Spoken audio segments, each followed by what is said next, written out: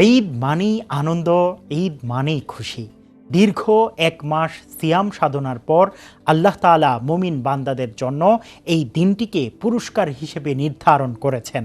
তবে এই আনন্দ তখনই পূর্ণতা পায় যখন তা হয় সুন্নাহ সম্মত এবং মার্জিত। চলুন জেনে নিই ঈদের দিনে আমাদের জন্য কি কি করণীয় এবং কোন কাজগুলো বর্জনীয়।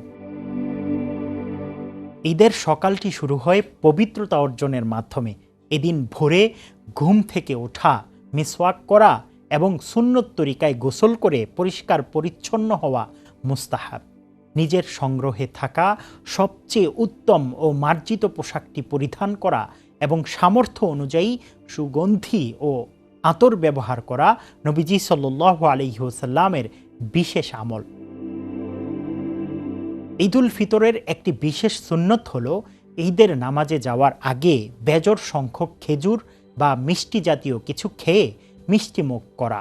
এরপর পবিত্র মনে নিচু স্বরে তাকবীর পাঠ করতে করতে ঈদগাহের দিকে রওনা হওয়া।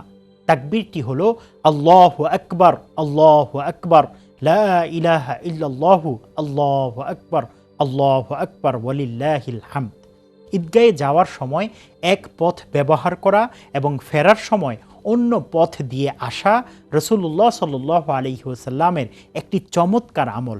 তবে সবচেয়ে গুরুত্বপূর্ণ হলো ঈদের নামাজের আগেই ফিতরা আদায় করে দেয়া, যেন আপনার পাশের সুবিধাবঞ্চিত মানুষটিও আজকের দিনের আনন্দ সবার সাথে সমানভাবে ভাগ করে নিতে পারে।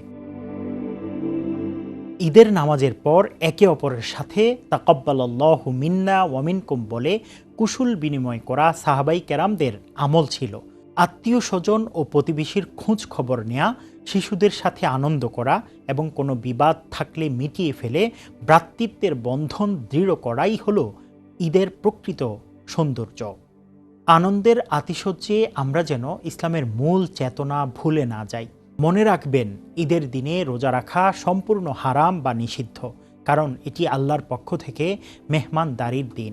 খুশিতে মত্ত হয়ে 5 ওয়াক্ত ফরজ নামাজে অবহেলা করা বা জামাত কাজা করা কোনোভাবেই উচিত নয়। সামর্থ্যের বাইরে গিয়ে বিলাসিতা করা, অহেতুক অপচয় করা কিংবা অশালীন পোশাক ও আচার আচরণে লিপ্ত হওয়া ইসলামের দৃষ্টিতে কঠোরভাবে বর্জনীয়। গান বাজনা, ডিজে পার্টি বা পর্দার খেলাফ হয় এমন কোনো কাজ যা ঈদের পবিত্রতা নষ্ট করে, তা থেকে আমাদের অবশ্যই দূরে থাকতে হবে। ভোগ বিলাসিতায় একটি দিন কাটিয়ে দেওয়ার নাম ঈদ হতেই পারে না। প্রতিবেশীকে ক্ষুধার্ত রেখে বা গরিবের হক আদায় না করে একা আনন্দ করা ঈদের মূল উদ্দেশ্যের পরিপন্থী। আসুন সুন্নাহ মেনে ঈদ উদযাপন করি আর মহান আল্লাহর সন্তুষ্টি অর্জন করি। সবাইকে ঈদ উল ফিতরের শুভেচ্ছা। ঈদ মোবারক। তাকাব্বালাল্লাহু মিন্না ওয়া মিনকুম।